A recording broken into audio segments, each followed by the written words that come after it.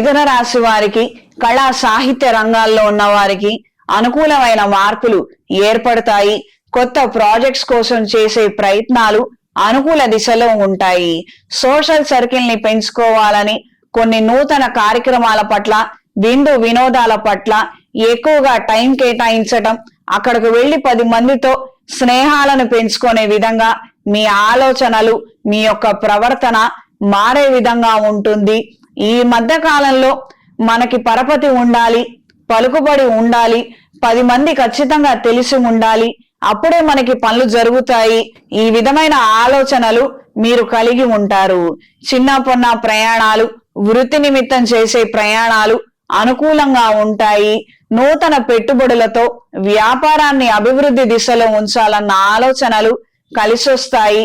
రాబోయే రోజుల్లో సీజన్ మొదలవుతుంది. దానికి తగినటువంటి ముందస్తు జాగ్రత్త చర్యలు, ఏర్పాట్లను మనం ముందే చేసుకున్నాము. వచ్చే ఆదాయం ఏదో మనకు ముందుగా అందుతుంది కదా. కాంపిటీటర్స్ కూడా మొదలు పెట్టే లోపల మనం వేగంగా కొన్ని ప్రయత్నాలు చేద్దామన్న ఆలోచనలు ముడిపడతాయి.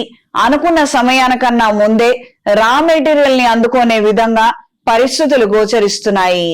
సంతానానికి సంబంధించినటువంటి అంశాలలో కొన్ని నూతన ఆలోచనలను ప్రవేశపెడతారు. బయట జరుగుతున్నటువంటి కొన్ని విషయ వ్యవహారాలతో మీరు కాస్తంత అభద్రతా భావానికి గురయ్యే అవకాశం ఉంటుంది. ఏది ఏమైనప్పటికీ సంతానానికి సంబంధించి తగు జాగ్రత్తలు తీసుకోవటం అనేది మాత్రం మంచి నిర్ణయమే. ఈ మిథున రాశి వారు, అవకాశం ఉన్నవారు రాబోయే మహాశివరాత్రి పర్వదినం నాడు అమృత పాష్పత హోమాన్ని జరిపించండి. శివపార్వతుల అనుగ్రహాన్ని పొందగలుగుతారు. ఇంట్లో, వ్యాపార ప్రదేశాలలో త్రిశూల్ పౌడర్ తో ధూపం వేయండి. నరదిష్టి తొలగిపోతుంది. ఈ వారం స్త్రీలకు కుటుంబ సమేతంగా విహారయాత్రలకు వెళ్లాలన్న ఆలోచనలు, కాస్తంత కుటుంబంతో గడపాలన్న ఆలోచనలు ఏర్పడతాయి. దూర ప్రాంతంలో ఉన్నటువంటి బంధువులతో తాత్కాలికంగా విభేదాలు ఏర్పడే అవకాశం ఉంది. కాస్తంత మాట్లాడే విషయ వ్యవహారాలలో అప్రమత్తంగా ఉండండి. మధ్యవర్తుల మాటలు నమ్మవద్దు. అసత్య ప్రచారాలు, పుకార్లు వినపడే అవకాశం గోచరిస్తున్నది. వృత్తిరీత్యా మంచి మార్పులు ఏర్పడతాయి.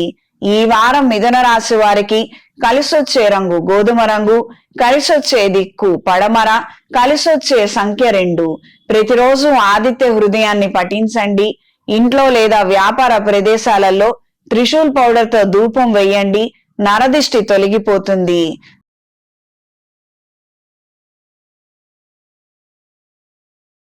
తదుపరి కర్కాటక రాశి.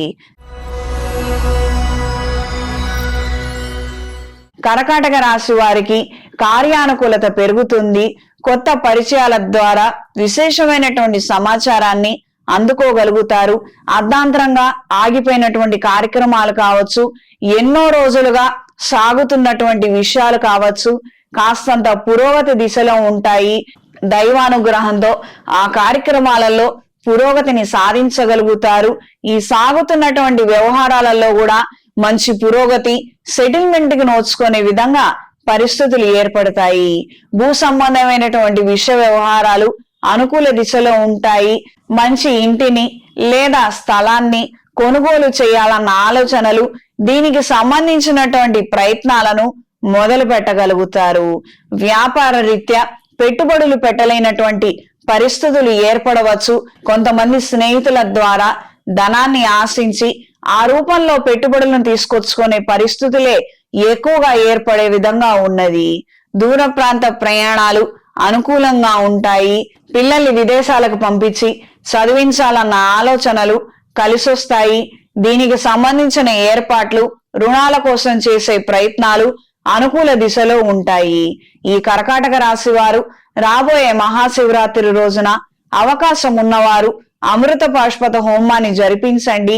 శివపార్వతుల అనుగ్రహాన్ని పొందగలుగుతారు. ఇంట్లో, వ్యాపార ప్రదేశాలలో దైవికం పొడితో ధూపం వేయండి. నరదిష్టి తొలగిపోతుంది.